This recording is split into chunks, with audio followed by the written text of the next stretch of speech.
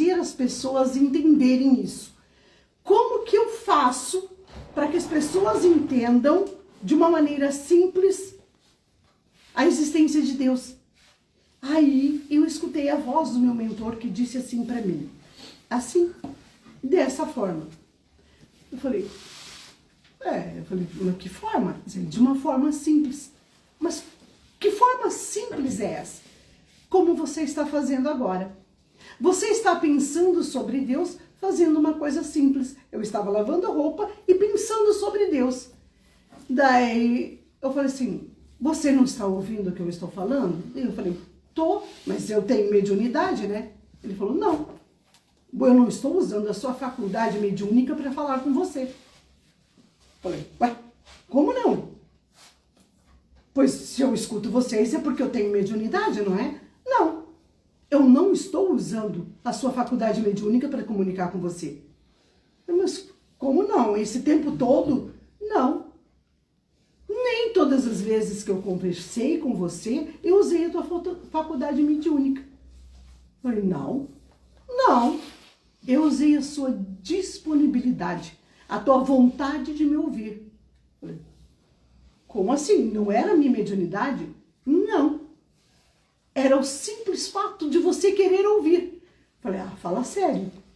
Não, mas... Ele disse, qualquer pessoa pode ouvir, desde que esteja fazendo exatamente o que você está fazendo. Eu falei, mas o que eu estou fazendo?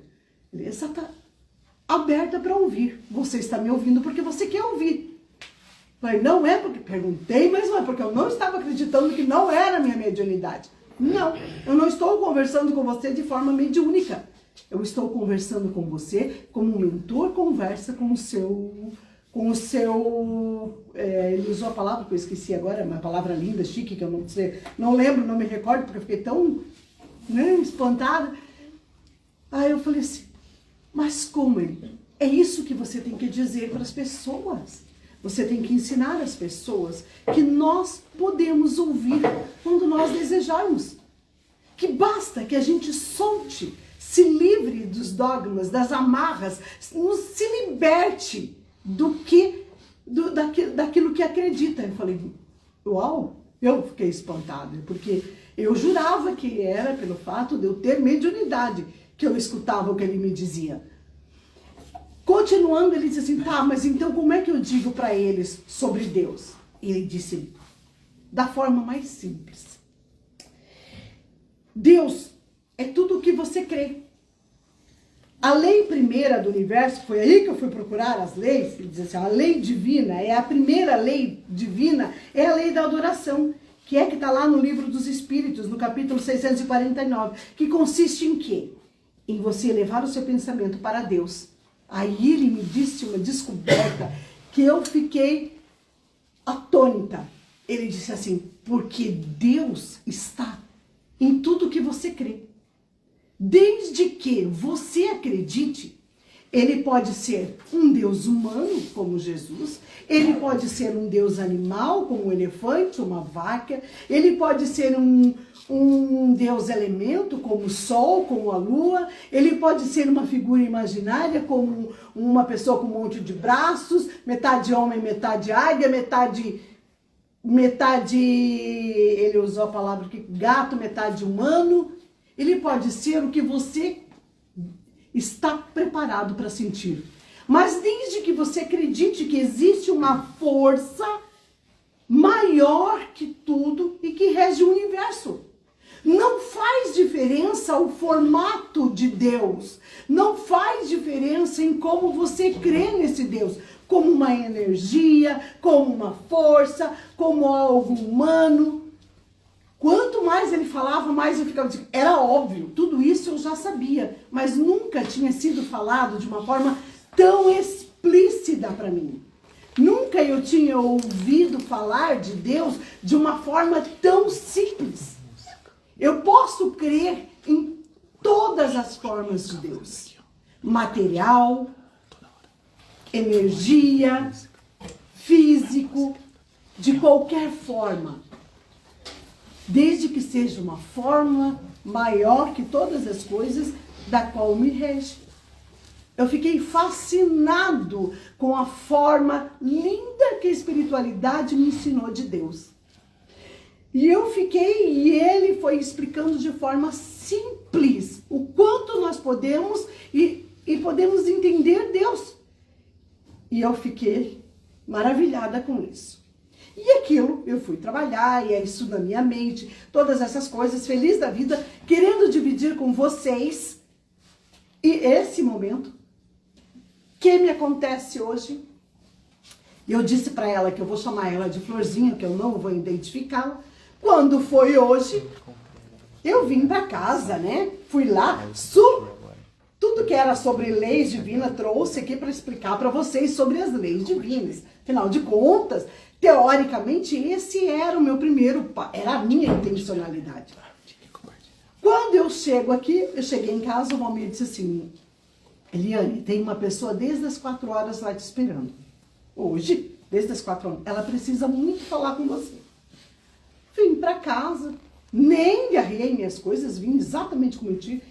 Cheguei aqui, encontrei a pessoa e trouxe ela para cá e ela disse assim para mim, falei, o que te trouxe? Qual foi o problema? Ela disse assim para mim, olha, Eliane, desde que eu falei de Deus, que eu fiz apometria, bem antes, desde que eu era criança, eu não consigo acreditar em Deus.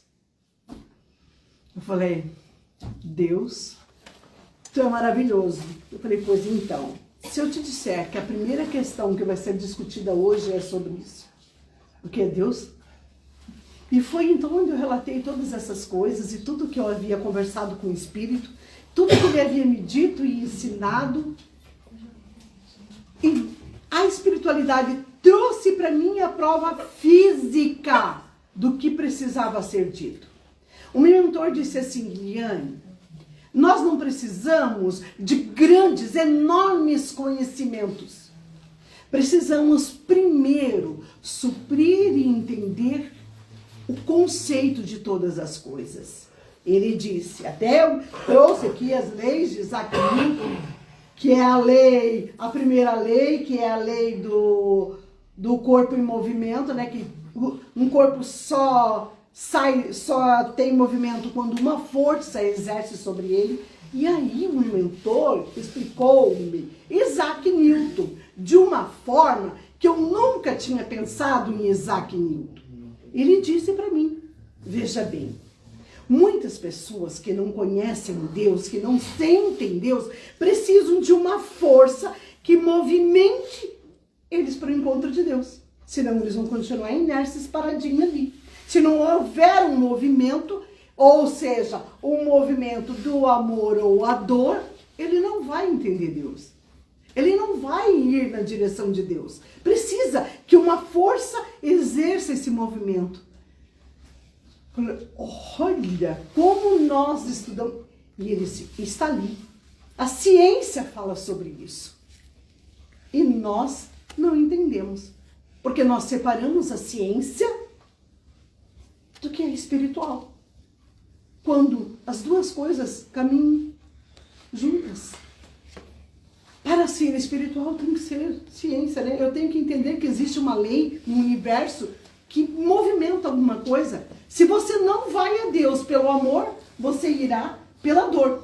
Um movimento tem que ser feito. Senão, o que aconteceria? Nós estaríamos parados sem movimento nenhum. Não haveria a lei que está aqui, que é uma das leis, que é a lei da evolução. Sem o movimento não há, o objeto vai permanecer parado. Aí ele explicou a segunda lei, que daí foi mais difícil para mim, porque daí já foi mais complicadinho.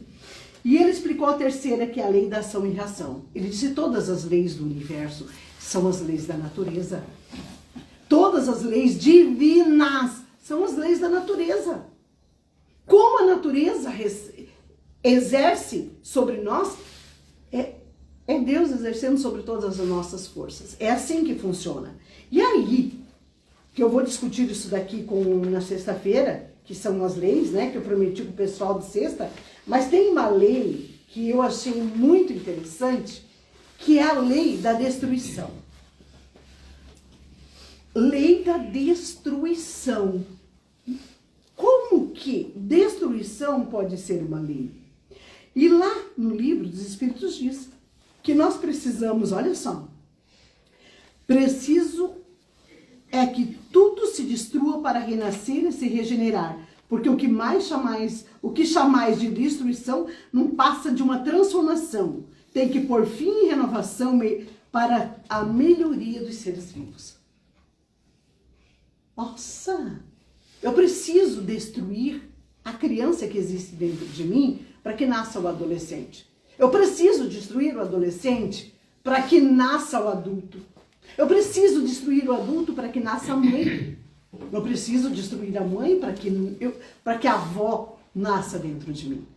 Eu preciso que cada papel na minha vida seja feito de uma forma coerente. Eu preciso destruir conceitos. Eu preciso destruir a minha vaidade para que a minha simplicidade nasça. Eu preciso destruir o meu egoísmo para que a minha bondade nasça. Eu preciso destruir as coisas ruins para que as boas nasçam dentro de mim. Então eu preciso experimentar a dor, eu preciso experimentar a dor para entender o amor. Eu preciso experimentar a ira para entender o perdão. Se eu não tiver esses contrapontos, se eu não tiver essa lei de destruição, se eu não destruir coisas, como é que eu vou reconstruir? Senão eu vou fazer como muitos fazem. Vão só agregando, sabe, aqueles puxadinhos, pedacinho remendando o que a velha estrutura, que às vezes não suporta e desmorona.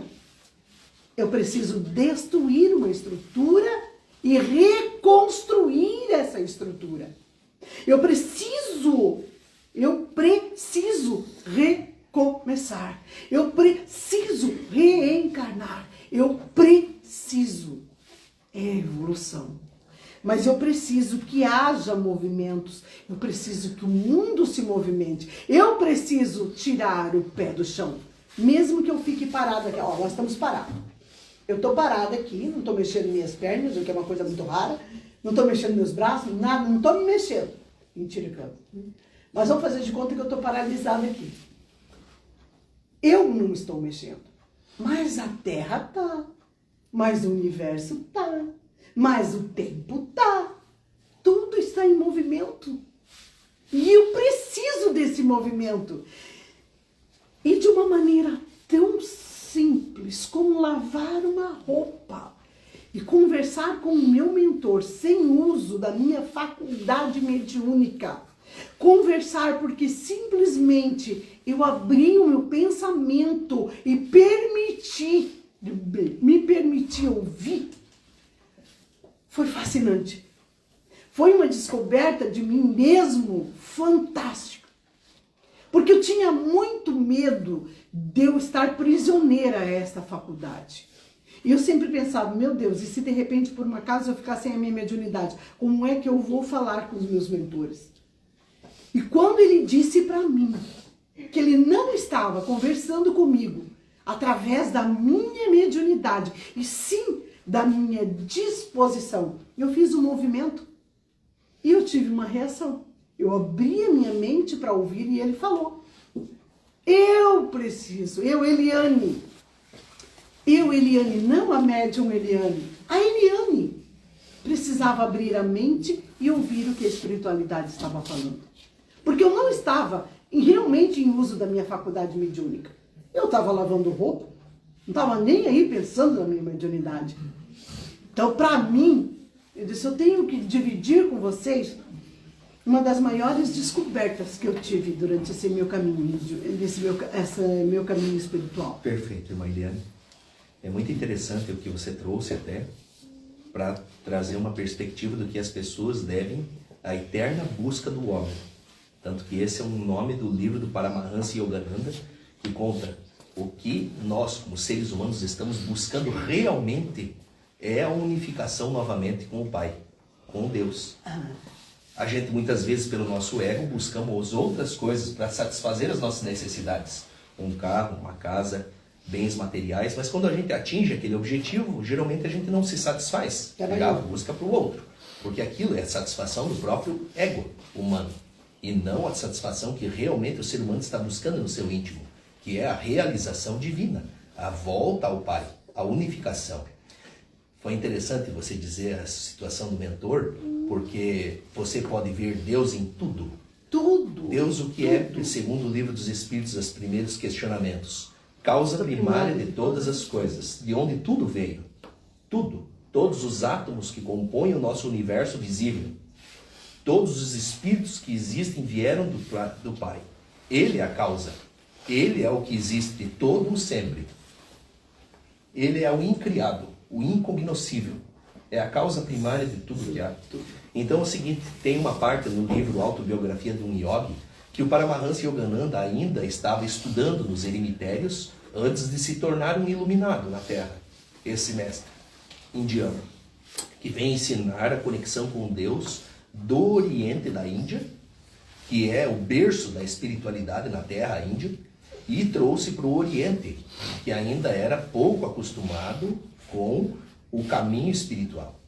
Então, quando ele estava procurando um eremita que tinha grande conhecimento, ele chegou até um lugar onde falaram, você vai encontrá-lo em tal lugar. Quando ele chegou nesse lugar, era um ambiente onde não tinha imagens, não tinha, era só a parede e tinha uma pedra no meio, ponto, só isso. E aí ele olhou aquela pedra e pensou, não vou me curvar a uma pedra. E depois ele começou a procurar o mestre, foi árduo, sofreu para encontrar. De repente, depois de tanto ele buscar, procurá-lo, as pessoas davam o destino, vão, ele não está lá, então ele está em tal lugar. Ele foi. Muito dificilmente o mestre foi até ele, depois de tanto. E aí ele começou a dizer o seguinte, sem ele falar nada. Por que você não se curvou diante da pedra? E aí foi um soco no próprio ego dele. Por quê? O que o mestre queria dizer é que tudo está o todo. O todo está na pedra.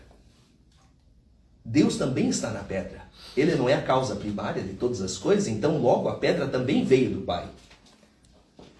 Então se ele não tinha a capacidade de se curvar também à pedra, ele não estava se curvando também ao todo.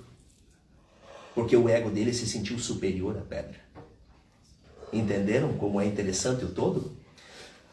A ideia da unidade, eu achei muito interessante também no livro Autobiografia de um Yogi, que ele fala o seguinte, muito se usa que a analogia de que nós somos uma gota do oceano, mas quando a gente percebe a unidade, nós percebemos que nós somos o oceano e não uma gota separada. Agora, olha que interessante, uma outra analogia com o mesmo princípio da unidade, do que nós realmente somos, de onde nós viemos. O fogão a gás. Quando você tem uma chaminha ali, e coloca a tua champinha em cima, você acende e tem várias boquinhas de fogo que saem, não são? Imaginemos que nós somos uma daquelas fagulhinhas de fogo. Só que a realidade do fogão a gás é que se você tirar a champinha e acender ali, ele é uma chama só que se subdivide entre a champinha. Nós acreditamos que somos uma fagulha, mas nós somos realmente o todo. O todo. A nossa realidade está por baixo daquilo. Nós somos a chama una. Então uma chama briga com a outra. Eu sou melhor que você, eu sou mais rico, ou eu tenho uma condição social melhor, ou eu tenho uma cor de pele melhor do que você, ou então minha crença é melhor minha crença é melhor que a sua, né? Eu tenho uma capacidade física maior que a sua, e a gente briga uns com os outros, uma chama brigando com a outra. E aí a chama não entende que se tirar a champinha, todos viemos da mesma fonte. Então a realidade é que somos todos um. E a ilusão, o Maya, como se diz na Índia, é que nós se sentimos separados uns dos outros. Então logo as pessoas que querem dominar o mundo separam as pessoas. Segredo. Criam brigas, motins, fazem com que um vista uma roupa, o outro vista a outra. Eu brigo porque eu sou disso, então criam sempre divisões entre as pessoas. Porque quanto mais divisão, mais distante da fonte nós estamos. Mais com a consciência empedrada, engessada, embrutecida nós estamos. E quanto mais nós nos sentimos unificados ao todo, a tudo, à natureza, aos seres humanos, aos animais, às plantas, aos elementos, mais constante e mais afinado nós estamos com a realidade do que nós somos verdadeiramente. Olhem só, se nós percebemos por termo de justiça divina e raciocinamos isso, logo nós sabemos que a lei das reencarnações é uma lei justa e honesta, porque senão uma pessoa que vem, um filho que vem com problemas, por exemplo, físicos, e outra pessoa que vem, outro nenenzinho que vem completamente sadio, onde está a justiça nisso? Então Deus quis que um fosse defeituoso, com alguns defeitos, e o outro fosse sadio, então ele é sádico? Não. A lei das reencarnações permite que a pessoa compreenda por que ele nasceu daquele jeito e por que a pessoa nasceu sadio. Você compreende que existe tudo, existe uma lei de causa e efeito no universo. Não existe nada fora disso. Tudo obedece esse princípio. Senão o universo não seria como ele é. Ele seria um caos. Então, quando existiu o Big Bang, né, 14,5 bilhões de anos atrás, como diz a ciência, as partículas teriam voado e não formado nada. Teriam se espalhado e não ter feito nada. Como elas já tinham a essência divina, porque veio de dentro do Pai, e do Pai se expandiu nesse universo, elas começaram a se unir, né? E criar as estrelas, os planetas, e dos planetas foram criando os outros elementos e se unindo nos casamentos eternos da natureza, até chegar aonde estamos na nossa forma mais avançada desta dimensão, homem. A próxima forma nossa mais avançada é o termo que chamam anjo, mas não é encarnado, é espiritual. É claro que um anjo pode encarnar, mas é o que nós estamos partindo, tudo evolui. Tudo está evoluindo, tudo está em um princípio de movimento e evolução perpétuos. Então, se a gente pensar isso, existem muitas ossadas nossas aqui na Terra. Se alguém já reencarnou na Terra, existem corpos meus aí enterrados, ossos meus aí em outros lugares. Mas eu estou usando esse agora. Fui eu que modelei este corpo através da matéria do DNA que foi herdado do meu pai e de minha mãe, os cromossomos. Mas foi minha consciência que modelou e criou este corpo. Não teria sido criado esse corpo sem o meu espírito. Dependeu do meu espírito. Se fosse outro espírito, modelaria outro corpo. Agora, digamos o seguinte, qual foi a matéria-prima? A argamassa, né? O cimento, os utensílios, veio do pai e da mãe. Então, eu utilizei do que o meu pai tinha, nos cromossomos dele e da mãe, para modelar o corpo que eu tenho hoje. Então, o meu espírito modelou esse corpo.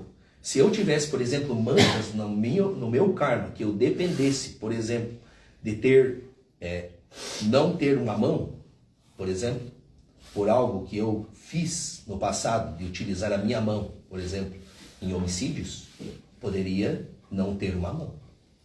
Mas era a minha consciência que criaria o corpo sem a mão. Porque era o meu espírito que estava gravado nele. Então eu não teria, por uma lei de causa e efeito. Entendem o princípio divino? Como a irmã Eliane estava falando a respeito de que é simples voltar a Deus, a missão do Senhor Jesus na Terra há 2000 anos não era para que ele fosse louvado, digamos, me louvem, eu sou um rei, vamos, todos os meus súditos, jamais. A ideia simples do Senhor Jesus é que despertássemos a consciência crística da nossa própria realidade e cada um falasse com Deus sem precisar de nenhum intermediário. Eu não preciso do pastor para falar com Deus. Eu não preciso de um mestre para falar com Deus. Eu não preciso de um padre. Eu não preciso de ninguém para intermediar. Eu posso falar com Deus diretamente. Qualquer um pode. Todos têm essa possibilidade. É claro que muitas vezes nós mesmos criamos carapaças em volta de nós que impossibilitam o contato. É a mesma coisa que eu estivesse dentro do oceano e eu me colocasse dentro de um aquário dentro do oceano. Então eu estou lá dentro do oceano e eu crio um aquário em volta de mim e penso, é só isso que existe. Eu não quero sair do aquário, só existe isso aqui, esse pedacinho. Mas quando a gente vai começando a remover aquele aquário, o que é o aquário? Ego. Ego. A centelha divina é tudo, é o todo. O ego é a carapaça, mas o ego é necessário. E o que torna o ser humano cada vez com mais uma carapaça mais grossa? Ódio, raiva, ciúme, inveja, gerar inimizades. Todas aquelas situações de onde eu faço com que eu passo ao outro que eu não gostaria que fizessem a mim mesmo. Eu estou contrário às leis de Deus. Quanto mais afinado e refinado com as leis de Deus, a mesma nota musical de Deus, mais em conexão estou com Ele e quebra toda essa carapaça. Então, geralmente, quando um yogi, por exemplo, vai buscar um eremitério para poder ter conexão com Deus e alcançar o que eles chamam de samadhi, eles precisam passar um bom tempo limpando a eles mesmos, sua própria consciência. Então, o mestre é necessário para que aponte ao discípulo aonde é que ele ainda está impedido de conversar com Deus por sua própria natureza que ainda precisa se modificar. Então o guru vai lá e fala o seguinte: aquela mágoa que você tem de um parente teu, você não vai conseguir o contato com Deus até você dissolver essa mágoa. A tua nota musical ainda precisa afinar, mexer lá no violão bem certinho, porque ainda não está afinado o suficiente para que seja uma conexão pura e limpa com Deus. Porque a mesma coisa é o seguinte: se você tem numa sala 2 violões afinados, se você toca uma nota aqui lá no violão ou do outro lado da sala, ela vai tocar a mesma nota, vai ressoar lá. Da mesma forma, essa se chama o quê? A lei das afinidades. Então, para que você tenha uma afinidade com Deus, você precisa se comparar a Deus, estar o mais próximo possível de Deus. Então é necessário baixar o ego, reformar a si mesmo, para poder ter esta conexão. Por que os yogis meditam tanto? Para descobrir quem eles são, por trás da fachada que levam ao mundo. Através da meditação, você começa a ver o quê? Eu não sou o corpo. Eu sou a consciência que habita este corpo. E nós começamos, ele falando da meditação, mas isso começa simples, como eu estava falando para vocês, como eu dei o meu testemunho. Simples, simplesmente eu abri a mente e estava ali. Quando nós fizemos esse movimento, simplesmente desejamos e simplesmente, naturalmente, vem. A nossa conexão com o universo, ela acontece quando simplesmente a gente deseja. As leis da natureza, do universo dizem, olha, você vai se aproximar daquilo que você deseja. E naquele momento, a única coisa que eu desejava era conhecimento e sabedoria para explanar para vocês. Eu só queria que a espiritualidade me desse a oportunidade de aprender. E eu aprendi do jeito mais lindo do mundo. E vocês podem ter certeza que foi uma lição que eu vou carregar para todo sempre. E eu fiquei muito feliz de saber que eu não estava utilizando minha faculdade mediúnica. E foi a primeira vez que eu, Eliane, senti isso. Desde que eu descobri que a mediunidade existia em mim, ela sempre foi em mim. Então foi uma libertação, foi um peso, uma responsabilidade. E ontem o Espírito disse para mim, não era a tua faculdade, era a tua disposição de ouvir.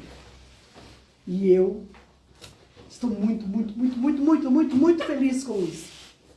Eu sou a pessoa mais feliz. Então eu queria dividir isso com vocês hoje.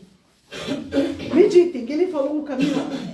Todas as coisas que o Alisson falou agora foi fantástico para realmente dizer tudo aquilo que a gente precisava dizer com relação ao tempo e todas as coisas. Ele tem um conhecimento muito mais avançado, lê muito mais que nós, com certeza. Mas nós podemos também, na nossa simplicidade, nós também podemos, do jeito mais simples que a gente tem, aprender e conhecer e sentir Deus.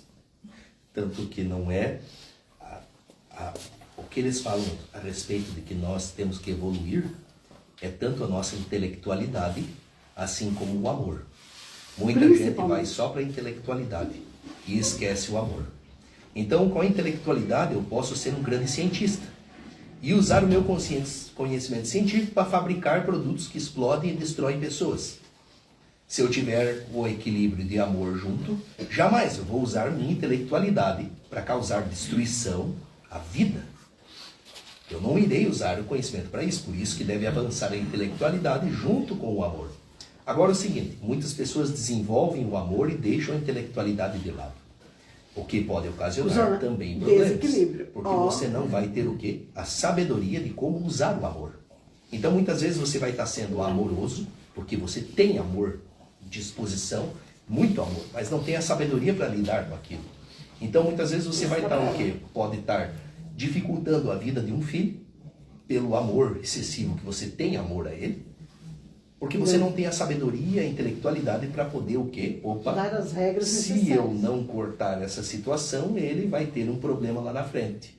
Mas eu o amo, estou dando o máximo de amor, claro, mas está faltando a sabedoria para poder equilibrar se aquela dose de amor é necessária, né, a ele. Claro que mesmo quando a pessoa adquire isso, não vai deixar o amor, vai ser sempre um ato de sabedoria com o amor. Então sempre vai amar. Então Jesus, quando as pessoas criticavam e as ideias dele de amor ao próximo, né, ele amava, mesmo as pessoas que ele exortava. Então eu não queria uma separação.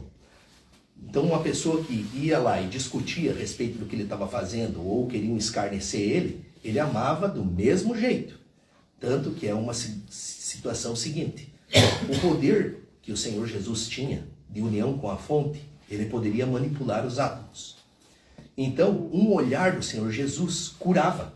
Da mesma forma com que se ele usasse para o mal o poder dele, da intelectualidade e a sabedoria, ele poderia destruir as pessoas. Assim como ele conta nas cartas de Cristo, o episódio onde ele feriu a figueira. Que ele foi procurar figos, não encontrou, e amaldiçoou a figueira, e a figueira murchou. No mesmo dia murchou a figueira. Aí os discípulos ficaram muito, os apóstolos dele ficaram muito chocados. Nossa, é a primeira vez que eu vejo que o poder do Senhor destruiu alguma coisa. E ele conta nas cartas por que isso foi ocasionado. Não vem ao caso aqui. Mas é para a gente perceber o quê? Tem que cuidar com o que a gente usa o poder que tem. Segundo a lei de Newton. Porque se você avança na espiritualidade, você vai ter um maior nível de poder. E aí você tem que ter sabedoria para lidar com isso. O Senhor Jesus, naquele momento que estava sendo estraçalhado, ele poderia ter dissolvido todas as pessoas ali. Mas ele não fez isso, porque ele amava. E ele disse no final, Pai, perdoa-lhes, porque eles não sabem o que estão fazendo. E é a realidade. Ele poderia ter intervido, mas era necessário ele passar por aquilo. Porque ele sabia que era a programação. Tanto que a gente está falando dele hoje. Se não fosse do jeito que foi, a gente não falaria dele hoje. Se deixasse tudo quieto, passasse, a mensagem dele também passaria. E não teríamos ele hoje como um grande mestre na Terra também. Entendem que interessante? Para nós, hoje, como seres humanos, o nosso mundo está indo para um mundo espiritualizado. A ideia nossa aqui já passou de provas e expiações. Experimentar. Nós todos aqui que estamos já experimentamos, já encarnamos muitas vezes em outros mundos primitivos e na Terra. E no planeta Terra.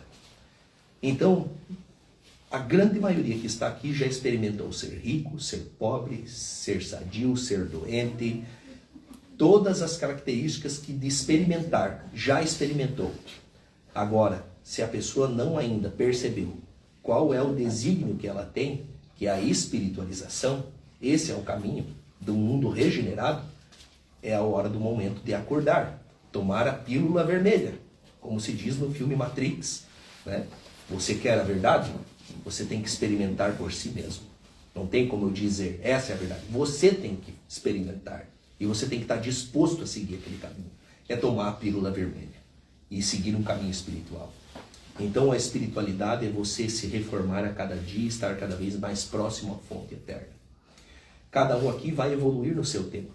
Dizem os yogis que a partir do momento que o espírito é criado até o momento que ele atinge a ilusão de Maya, se dissolve, que é a dualidade, você sentir-se separado, é 1 milhão de anos de evolução. Assim contam os yogis.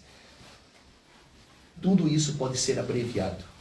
Quanto mais separado, mais sofrimento. Quanto mais próximo à fonte, maior alegria e felicidade o espírito adquire. Então a pessoa jamais vai trocar a união com Deus por qualquer outra coisa. Ninguém se dobra a qualquer oferta do mundo quando se tem Deus. A pessoa pode ser ofertada o mundo inteiro, assim como foi ofertada a tentação, até o mestre Jesus foi tentado, né? Curve-se diante de mim e lhe darei o mundo. Ele tinha que se curvar a outro ser negativo, né? Foi ofertado, isso. Mas é óbvio que uma pessoa que está unificada a Deus, nada mais importa. É só aquilo. Tanto que o caminho, não existe nada melhor do que você estar unificado. As pessoas que tiveram pelo menos um vislumbre disso, sabem o que é experimentar um pouco da conexão com Deus. Tá? Então, o que dizem a maioria dos livros espirituais para seres humanos como nós, que estamos em evolução? Oração e meditação, todos os dias. Todos os dias a conexão fiel, verdadeira com Deus e com os bons espíritos. Não deixar, só um dia, não. Todos os dias. É disciplina. Assim como se alimentar é necessário se conectar com Deus. A Mariane disse, não precisa.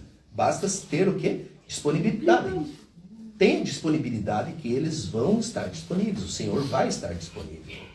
Ele está em toda a porta. Ele pode ouvir. Se todo mundo agora pensar em Deus no planeta, você acha que Deus não pode atender todo mundo ao mesmo tempo? Ou será que eu estou muito ocupado? Estou só com o pessoal do Centro Alvorada, agora o resto do planeta vai ter que esperar um pouquinho. Será que ele é assim ou será que ele pode atender? Se tiver 1 trilhão de pessoas pensando em Deus, ele pode contatar 1 trilhão de pessoas. Exatamente. Se tiver todo o universo pensando em Deus, todo o universo pode ser acolhido pelo Senhor. Então é necessário que cada um de nós faça essa conexão, se ligue. Porque eles dizem o seguinte, muitas pessoas desencarnam e não têm espiritualidade nenhuma de conexão com Deus. Muitos até iam à igreja, aos seus templos, mas não tinham conexão. Porque elas não se permitiam ter a sua disponibilidade em poder se conectar com algo superior a elas. Não tiravam um tempo do dia para poder dizer obrigado, para poder se conectar e dizer, Senhor, eu vejo o quanto você faz por mim, o quanto você está me acompanhando, o quanto me ajuda a me tornar um ser humano melhor. Peço que a tua proteção, o teu amparo, continue ao dia de amanhã. Estabeleça essa proteção também à minha família. Aqueles que eu amo, meus vizinhos, as pessoas que estão próximas de mim, a minha cidade, as pessoas que governam as cidades, os países. Esteja alimentando todos eles, porque assim nós seremos uma fonte de luz também. Entende? Porque as pessoas que querem a destruição, querem que as pessoas pensem em destruição, em conflitos, em mundo acabando. Para quê? Para criarem essa egrégora. Porque nós também somos criadores. Nós somos criadores, nós estamos criando nossa realidade do mundo que virá a seguir. Então, cuidado com as ideias ruins. Cuidado com os pensamentos de onde vocês se veem mal, doentes, aflitos, ou com miséria, com pobreza. Sempre tenham uma mente positiva, com criações positivas. Não deem margem a poder trabalhar contra a lei. Trabalhem a favor de um mundo melhor. Porque todo mundo aqui tem poder. Todos têm poder. Todos têm poder. Porque todos são filhos de Deus. Todos nós viemos da mesma fonte.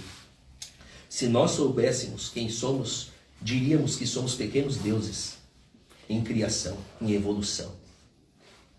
Só para terminar agora, a mensagem que eu gostaria de deixar para vocês hoje, principalmente tudo que a gente falou, é a seguinte. Vamos começar esse amor por Deus, respeitando a forma com que os nossos irmãos veem Deus. Vamos entender que Deus está presente em todas essas coisas que eu falei no início. Que Deus pode ser uma lua, que pode ser a lua, pode ser o sol, pode ser a vaca, pode ser o gato, pode ser uma árvore, pode ser o que for. Não importa a maneira com que as pessoas veem Deus. Vamos respeitar o jeito que o nosso irmão vê Deus. Vamos respeitar as religiões alheias. Vamos respeitar a evolução alheia. Cada um está num estágio evolutivo. E esse respeito para com os nossos irmãos é o primeiro passo para a nossa evolução. Não existe certo ou errado. Existe a necessidade e o estado de cada um. Então vamos respeitar a forma que o irmão vê Deus. Seja energeticamente, fisicamente, materialmente, seja de que forma for. O irmão tem direito de crer no Deus que ele está preparado para crer. Desde que ele entenda que esse Deus existe e que existe uma força maior que ele, tudo está certo. Vamos então nos preparar para a paz?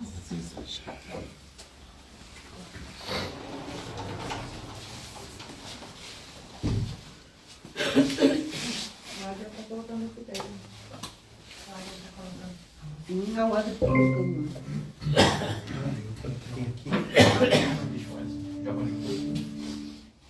Mas eu queria comer.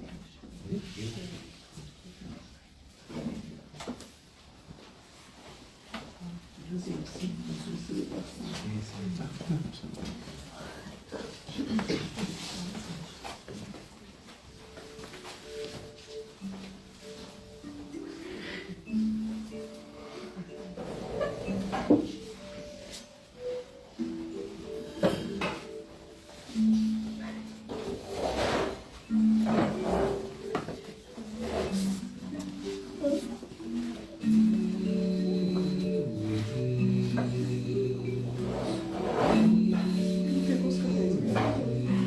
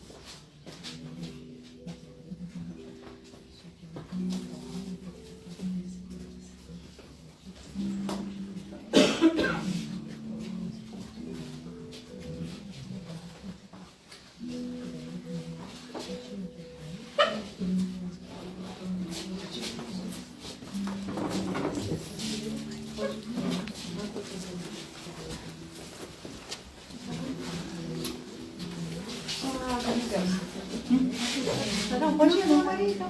Vai. Eu ia separar você do Ardo, né?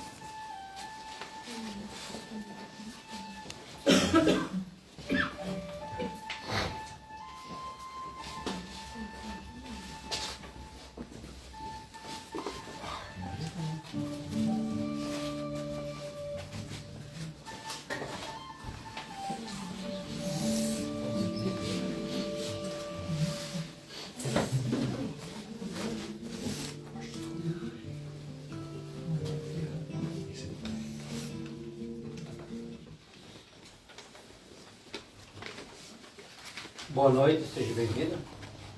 Que a paz esteja com todos vocês. Que assim seja. Em minha última jornada terrena, me chamava Noélia. Passei minha existência trabalhando como mezendeira. Vencia sapinho, árvore caída, zebiela e tantas outras doenças que acometiam o meu povo, que não tinha recurso e que não tinha para onde ir. Não tinha o conhecimento da cultura do saber, do letramento. Não sabia ler nem escrever. Sabia apenas rezar. Sabia apenas doar o meu tempo para os meus irmãos. Minha encarnação foi feita de doação e conhecimento.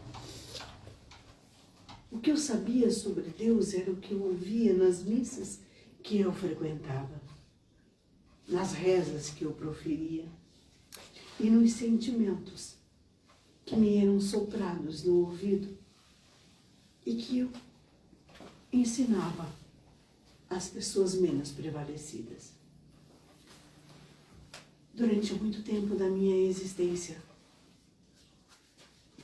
eu só fazia o que meu coração mandava. Quando eu desencarnei, percebi que muito mais do que benzer, eu manipulava as energias do universo. Quando eu desencarnei, eu compreendi toda a minha ação e a amplitude de que o fato de servir ao meu irmão fazia. Não compreendia que o simples fato de ajudar as pessoas sem olhar a hora, o local, o momento, apenas a necessidade física e espiritual de cada irmão que me procurava, era realmente o meu bem maior. Nunca pensei, enquanto encarnada, se eu iria para o céu ou para o inferno, como professava na minha fé. Nunca me preocupei com o que seria de mim depois da minha morte. E quando nós, de forma simples, fizemos o bem, de forma simples, buscamos o conhecimento. E quando nós abrimos a nossa mente, quando nós abrimos o nosso coração, tudo que vem do universo é puro e belo. Eu posso, eu devo usar o meu tempo para ser melhor e ajudar o meu irmão. Eu não preciso de belas palavras, eu preciso de bons sentimentos.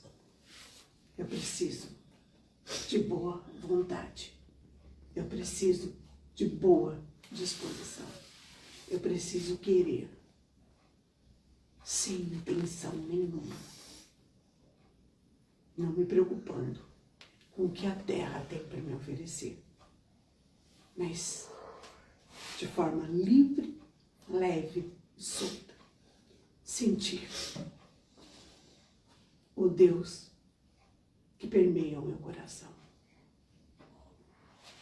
Que assim seja.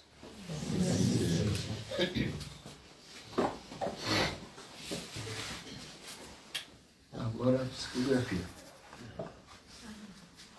Jamais é apenas condizente com as modificações das leis divinas. O jamais pode ser que em uma vida passada já foi executado, ou em uma vida futura seja executado. Mas o hesitar é o que se adapta à existência da vida de um ser humano. Pois hesitar está para o que se pensa e age presentemente, e o jamais está para toda a eternidade. O sempre não tem fim. Perdura dia após dia, e quando se pensa quando irá acabar, está com a mesma quantidade de dias para o futuro existir. Pois este é o infinito. Quero que a palavra jamais seja revertida para o que se irá dizer. Eu já pensei que eu jamais seria escritor na palestra em público. E como jamais será para o que Deus construiu, eu compreendi com esta palavra como se pode realizar o que pensava ser inexistente para o meu ser. Seara. Às vezes a gente diz assim, eu jamais faria isso, jamais. Mas o jamais a gente já fez um dia, o jamais a gente poderá fazer no futuro, né? Então é muito bom. Sil, você podia fazer hoje a oração final? Então, com as belas palavras da nossa irmã, que nos mostra assim a simplicidade do amor divino, o desejo infinito do Pai das nossas melhores, este amor que nos liberta, que nos evolui, que nos assiste. Que tenhamos uma semana de paz, de luz, de muita compreensão, com a gratidão infinita, com o desejo da melhor. Que possamos amar cada vez mais e jamais esquecer que todos somos um. Que assim seja. Que assim seja.